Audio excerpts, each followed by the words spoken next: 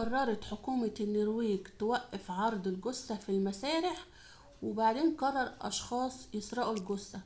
تعالوا أقول لكم جثة مين وإيه الحكاية. السلام عليكم ورحمة الله وبركاته. ازيكم يا حبايب تيتا؟ عاملين ايه؟ كلتوا الكحك والبسكوت؟ تمام، ونمتوا وشخرتوا وصحيتوا ونمتوا وشخرتوا. تعالوا اقول لكم على حكاية المرأة القرد. المرأة القرد يعني الست اللي كانت قرد. يلا بينا نشوف الحكاية ايه. يلا بينا. شايفين الصورة اللي قدامكم دي؟ هي دي صورة المرأة القرد. ايوه، صورة حقيقية، وهي فعلا شخصية محنطة، وجنبها ابنها في المتحف، وهي جوليا باسترانا. يعني مش عارفة باسترانا ازاي.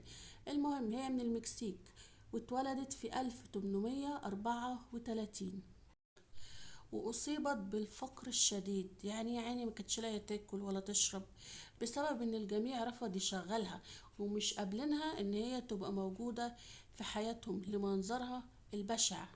تلاتة. وفي يوم شافها واحد صاحب سيرك كبير جدا، اوهمها بيعمل عروض، اوهمها ان هي تشتغل معاه، وان هي هيبقى معاها فلوس كتير جدا، وهتبقى غنية، والناس هتحبها، وهيجوا السيرك مخصوص عشان يشوفوها. واقنعها بالكلام ده كله لو اشتغلت معاه، وفعلا صدقته ووافقت، وبقت تشتغل معاه وتحضر، وبقت الجماهير تحضر معاها من كل مكان يشوفوا المرأة.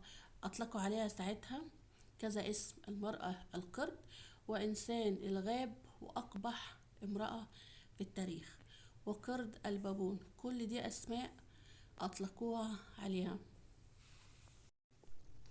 وبعدين في واحد لف حوالين جوليا، طبعا بقى بتكسب كتير من شغلها في السيرك، أوهمها إنه بيحبها ومتعاطف معاها، وإنه بيقدرها، فوافقت يا عيني وصدقته، واتجوزت منه، وتوفت وهي بتولد طفلها الأول.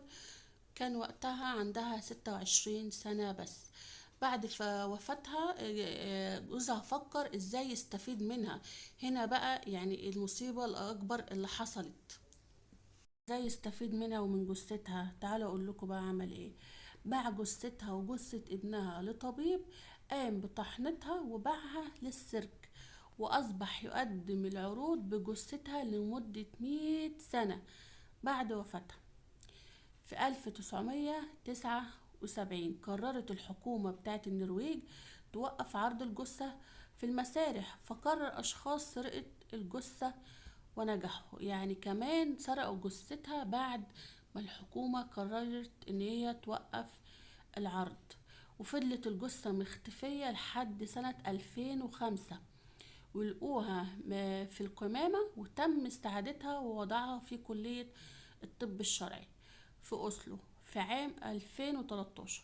وبعد أكثر من 150 سنة من وفاة جوليا تم إعادتها للمكسيك، وتم دفنها بكرامة، ووضع فوق قبرها المئات من الورود البيضاء.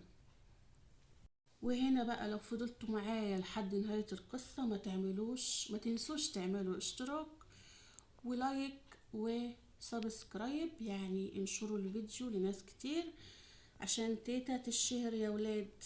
يلا اشوفكم في فيديو جديد. باي باي.